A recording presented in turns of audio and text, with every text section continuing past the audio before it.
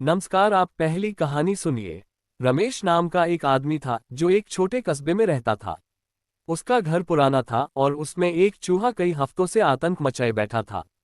हर सुबह रमेश उठता तो देखता रोटी कटी हुई, बिस्कुट का पैकेट फटा हुआ और उसके जूते में चूहे की लीद। वो परेशान होकर कहता, अरे भगवान, ये चूहा तो मेरी नींद और शांति दोनों खा गया। पहले दिन रमेश ने बाजार से गोंद वाला ट्रैप लाया। उसने उसमें थोड़ा सा पनीर रखा और कोने में रख दिया। रात को बड़ी उम्मीद से सोया कि सुबह चूहा फंसा मिलेगा, लेकिन सुबह देखा तो पनीर गायब और गोंद का ट्रैप भी खाली। चूहा इतनी सफाई से भाग गया था जैसे किसी जासूस की ट्रेनिंग ली हो। रमेश बोला, वाह रे चालाक चूहे, अब तो तुझे पकड़ना ही पड़ेगा। दूसरे दिन रमेश ने ठान लिया कि देखना है ये चूहा आता कहाँ से है। उसने मोबाइल कैमरा सेट किया और वीडियो रिकॉर्डिंग ऑन कर दी। सुबह वीडियो देखा तो दंग रह गया। रात को ठीक 1:30 बजे चूहा अलमारी के पीछे के छेद से निकलता था, पनीर खाता और गायब हो जाता था। रमेश मुस्कुराया, अब तो तेरी पूरी लोकेशन मिल गई। तीसरे दिन रमेश ने पिंजरा लाया, उसमें पनीर रखा और दरवाजा बहुत हल्के तार से बांधा।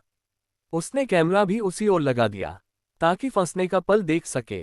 रात को फिर 1:30 बजे चूहा आया, धीरे धीरे पिंजरे में घुसा, नाक से सूंघा और जैसे ही पनीर को खींचा, ठक करके दरवाजा बंद हो गया।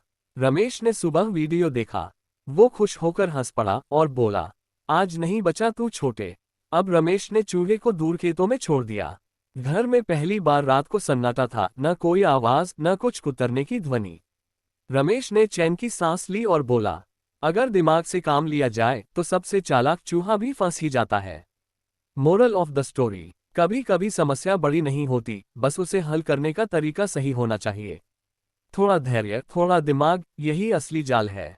दूसरी कहानी सुनिए। एक मोहन नाम का दुकानदार था। उसकी किराना की एक दुकान थी। उसकी दुकान में हर रोज रात को एक बड़ा चूहा आता था और चावल के थैले को कुतर जाता था। हर सुबह मोहन गुस्से में बोलता, अब तो या तो मैं रहूंगा या ये चूहा। उसने गोंद ट्रैप लगाया, फिर भी चूहा बच गया। उसने बिल्ली लाई, बिल्ली भी डर गई। फिर उसने सोचा, अब मैं इसे उसके दिमाग से हराऊंगा। मोहन ने उस जगह पर जहां चूहा रोज आता था, वहां थोड़ा सा पनीर और उसके आगे पारदर्शी प्लास्टिक का डिब्बा रख दिया। डिब्बे के नीचे लकड़ी की छड़ी थी जो धागे से बंधी थी। रात को जैसे ही चूहा आया, उसने पनीर खींचा, छड़ी गिरी और डिब्बा बंद। सुबह दुकान में लोग इकट्ठा हुए। मोहन बोला, चालाकी की जंग में इंसान जीता, लेकिन दिल से नहीं, क्योंकि इसे मैं खेत में छोड़ने जा रहा हूँ। तीसरी कहानी सुनिए। रीना नाम की एक स्कूल टीचर थी, लेकिन रात में उसे पढ़ाई से ज्यादा चिंता उस चूहे की रहती जो किताबों को कुतर देता था। एक दिन उसने देखा कि उसकी प्यारी किताब गुलिवर की यात्रा आधी खाई पड़ी है। अब रीना ने ठान लिया कि ये किताबखोर चूहे को पकड़कर ही रहूंगी। उसने लैपटॉप का वेबकैम चालू किया और किताबों की शेल्फ के सामने रख दिया। रात को रिकॉर्डिंग चली। सुबह देखा तो चूहा सबसे ऊंची शेल्फ तक चढ़ता और वहीं से कूदकर नीचे आता। अगली रात रीना ने वहीं पर ब्रेड रखी, जिसके नीचे एक हल्की लकड़ी का बॉक्स और उसके ऊपर डोरी बांधी। जैसे ही चूहे ने ब्रेड खींची, बॉक्स नीचे गिर गया। रीना ने सुबह वीडियो देखा तो हंसी रोक नहीं पाए। अब इसे भी पढ़ा दूंगी, कैसे पकड़े जाते हैं चालाक चूहे। चौथी कहानी सुनिए। रमाकांत नाम का एक इंजीनियर था। उसके घर में चूहा रोज टीवी के पीछे से निकलता और तार काट देता था। उसने कहा, अब विज्ञान दिखाएगा अपना कमाल। उसने एक पुराना पंखा, बैटरी और सेंसर लगाकर छोटा जाल बनाया। जैसे ही चूहा पनीर के पास पहुंचा, सेंसर ने पंखा चालू किया और पिंजरे का दरवाजा अपने आप बंद हो गया। सुबह उसकी पत्नी बोली, अरे ये क्या नया आविष्कार है।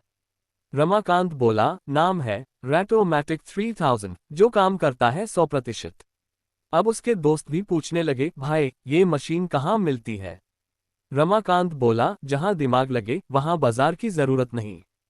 पांचवी कहानी सुनिए। श्यामू नाम का इंसान एक गांव में रहता था। हर रात उसके अनाज के डब्बे में सुराख हो जाता। वो बोला, ये तो कोई भूत चूहा है। एक रात उसने दीपक जलाया और कोने में बैठ गया। थोड़ी देर बाद दीवार के पीछे से छोटी सी आंखें चमकी, चूहा निकला।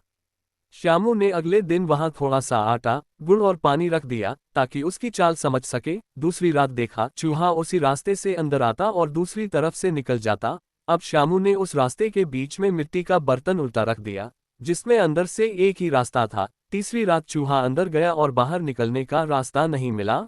श्यामू ने धीरे से ढक्कन लगा दिया। सुबह बोला, भूत नहीं था, बस भूखा था। अगर आपको ये कहानियाँ पसंद आए हो तो हमारी चैनल को सब्सक्राइब जरूर करें।